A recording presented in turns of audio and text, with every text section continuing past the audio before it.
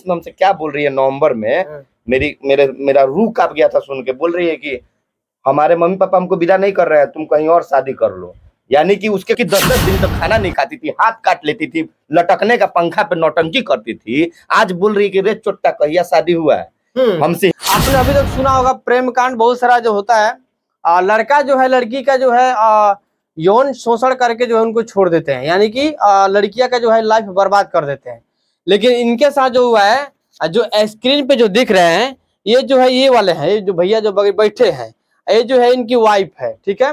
ये जो है लव मैरिज 4 साल पहले इस लड़की से ये करते हैं, और करने के बाद में जो है 4 साल तक इन लोगों का जो है जीवन जो बहुत खुशहाली तरीके से इन लोग अपना जीवन यापन किए, और इनको जो है छोड़कर चली गई।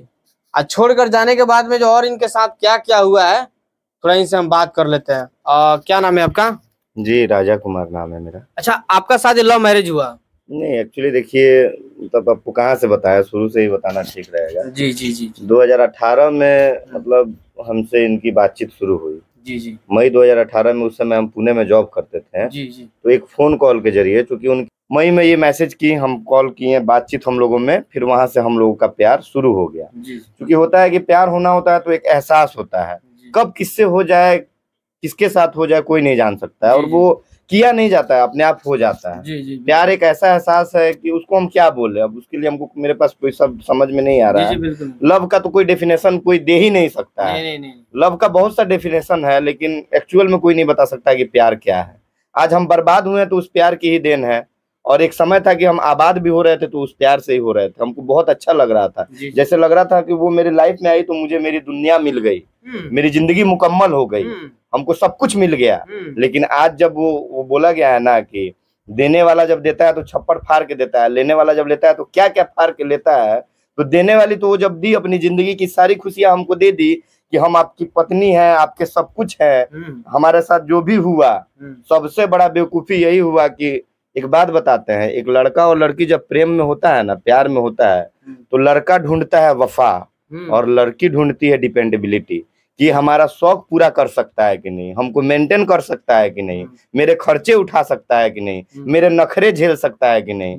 लेकिन लड़कियां जो होती है ना, वो वफा नहीं चाहिए उनको चाहिए टाइम पास, कि गर्लफ्रेंड बॉयफ्रेंड बने सोशल नेटवर्किंग साइट पे या फोन के थ्रू या किसी भी सोशल नेटवर्किंग के जरिए, और ओयो में गए, रिलेशनशिप बनाए, उसके बाद ब्रेकअप छोड़ दिए। तुम्हारा कहीं और शादी कर लो, हम हमारा कहीं और कर लेते हैं। तुम मेरे बॉयफ्रेंड नहीं, हम तुम्हारी गर्लफ्रेंड नहीं, हम तुम्हारे बॉयफ्रेंड नहीं, तुम हमारी गर्लफ्रेंड नहीं। यही दौर आजकल चल रहा है, और लड़कियों को आजकल वही अच्छा लगता है।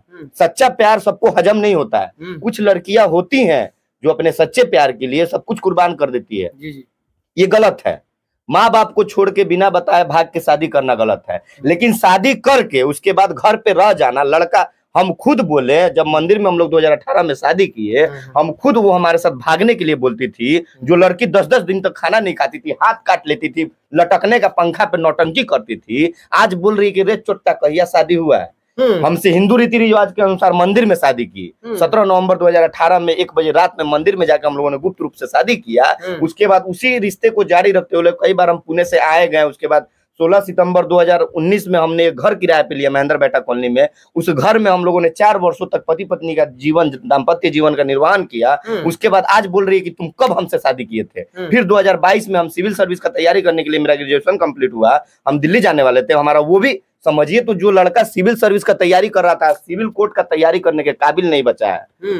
हम तो यही बोलेंगे, जितने भी दोस्त देख रहे होंगे, जितने भी भाई और बहन देख रहे होंगे, कि प्यार कुछ होता ही नहीं है भाई। प्यार, आप लोग प्यार का कुछ सोचिए ही मत।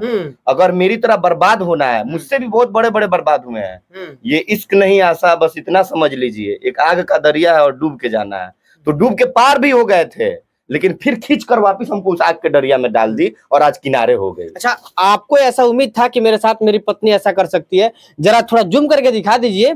जो लैपटॉप इनका है, यानी भाई का लैपटॉप है, स्क्रीन पे जो ये वाले भैया है, ठीक है ना, इस पे जो इनकी वाइफ है, ठीक है। ये जो औरत जो है, इनका यौन शोषण करके जो है इनको बर्बाद करके रख दिए। अब बेचारा कहीं लायक नहीं है, जो है सिविल करने के लायक भी नहीं बचे हुए हैं, ठीक है।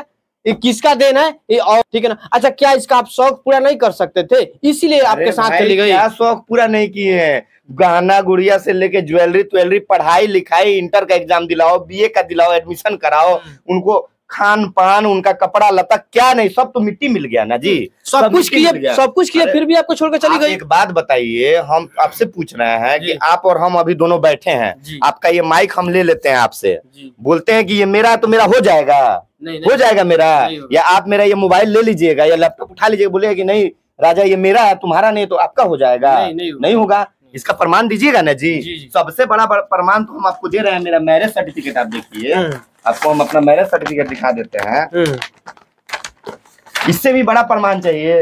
नहीं, इससे बड़ा प्रमाण कोई नहीं है, इससे बड़ा प्रमाण कोई नहीं है। देखिए जरा इधर जूम करके थोड़ा दिखा दीजिए। देखिए इनका जो है मैरिज जो शादी किए थे उनका जो है सर्टिफिकेट है, ठीक है। इनको जो है ये औरत जो है लड़की हमको बोलती थी, हम आज तक जानते थे, हम लोग ना बहुत कि लड़का जो है लड़कियां का जो है जिंदगी बर्बाद कर देती है, यौन शोषण करके जो है उसको छोड़ देता है, बर्बाद कर देता है।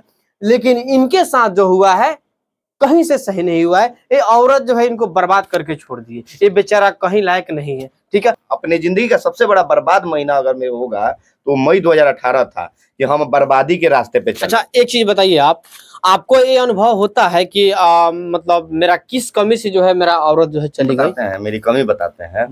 कमी यही है, जानते हैं, अगर हम भी उन्हीं की तरह टाइम पास सोच के चल रहे होते ना, हम सच्चे प्यार को समझे कि हम, मेरी जो पत्नी बनी, जो हमसे हिंदू रीति रिवाज से शादी की, हम तो उनको पत्नी समझ के चले, और वो हमसे क्या चाहती थी, उनको क्या चाहिए था, हम बता रहे हैं। उनकी मेंटेलिटी हमको अब समझ में आ गया है।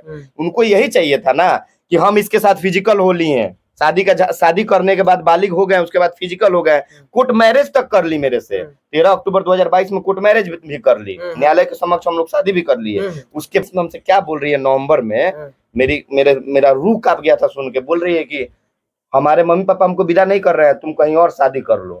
यानी कि उसके, हमारे शरीर में खून है, उनके शरीर में खून नहीं है, उनके शरीर में खून है, हमारे शरीर में खून नहीं है।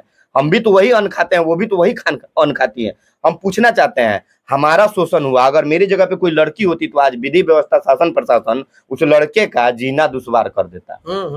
अब मेरा हुआ तो हम तो कहीं गुहार भी नहीं लगा सकते हैं। संविधान के किसी अनुच्छेद में या कानून की किसी धारा में लिखा भी नहीं है कि लड़का, हमको तो नहीं समझ में आ रहा है कि लिखा है, हम जहां तक हम समझ पा रहे हैं, अब पता नहीं है कि नहीं, वो हम कंफर्म नहीं है, लेकिन हमको नहीं लग रहा है कि लड़का लड़की पे केस कर पाए, किसी तरह का याचिका दायर कर पाए। ये संविधान में नहीं लिखा गया है। बस वाली लड़की का ही अधिकार है कि लड़का अगर उसके साथ गलती करता है तो लड़की पे जो है केस कर देंगे। बिहार सरकार भी इसी पे है। बिहार सरकार थोड़ी है, हालांकि संविधान भी यही लिखा हुआ है। बिहार सरकार तो बोलती है लेडीज फर्स्ट, हम भी बोलते हैं लेडीज फर्स्ट होना चाहिए, लेडीज फर्स्ट होना चाहिए।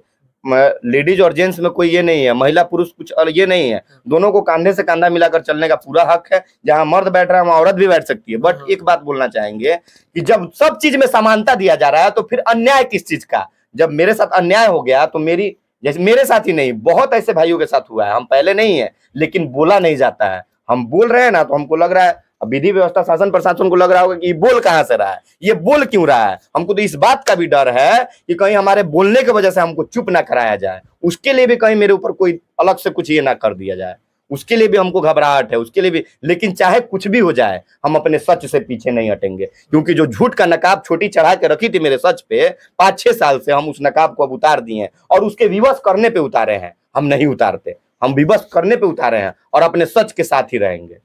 चलिए, बस इनका कहानी कुछ इस तरीके से है।